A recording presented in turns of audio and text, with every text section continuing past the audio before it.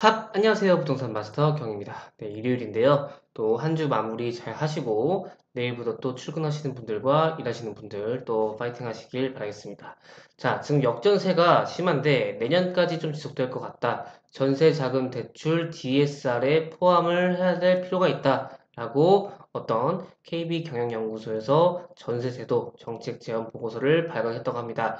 이 전세자금 대출이 사실 많게는 90%까지 나오죠. 이제 신혼부부라든지 청년 대출이라든지 이런 분들은 90%까지 나오기 때문에 사실 굉장히 대출이 잘 나오다 보니까 취약한 것도 사실이에요. 근데 이제 만약에 이거를 DSR에 포함한다고 시키면 또 반발도 있을 수 있고 그럴 수도 있겠지만은 어쨌든 한번 내용을 보겠습니다. 지금 집값과 전세값의 동반 하락으로 역전세 현상이 내년까지 지속될 수 있으며 이 문제를 해결하려면 금융 시스템을 개선해야 한다는 어떤 연구소의 제안이 나왔어요. 그래서 지금 KB금융지주 경영연구소가 이런 거를 연구소에 제안이 나왔습니다. 그래서 최근에는 악의적 투자자에 대한 전세 사기가 대두됐으나 향후 전세 가격 급락에 따른 부작용이 다양한 형태로 나타날 수 있다는 것이 이 보고서의 분석이라고 합니다.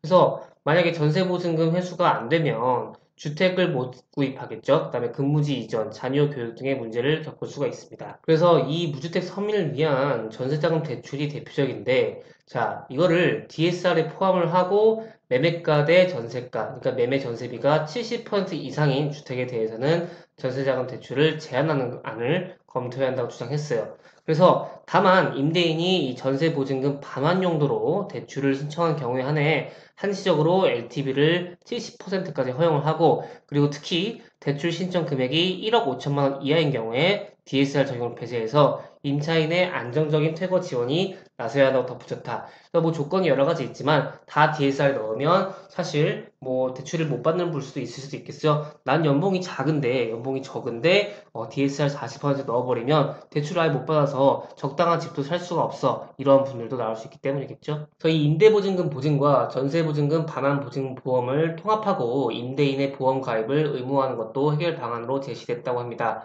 그리고 이 임대인 관련 정보 확인을 의무화하고 전세 계약 시 매매 전세비에 대해 설명토록 하는 방안이 필요하다는 의견도 내놓습니다.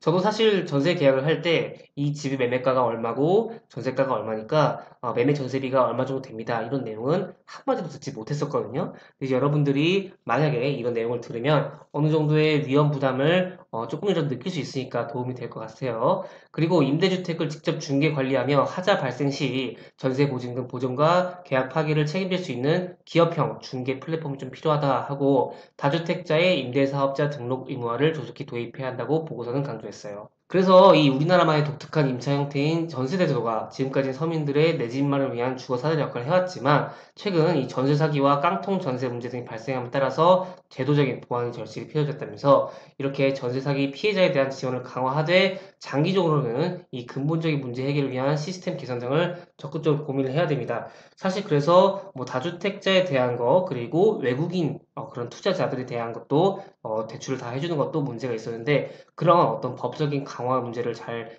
해결을 하고 그다음 피해자에 대한 지원과 이런 여러 가지 요인들이 잘 맞아떨어졌으면 좋겠네요. 네, 오늘 여기까지 진행하도록 하겠고요. 조금이라도 도움이 되셨다면 구독과 좋아요 부탁드리겠습니다. 제작에 큰 힘이 됩니다. 그러면 다음 시간에 뵐게요. 여러분, 안녕!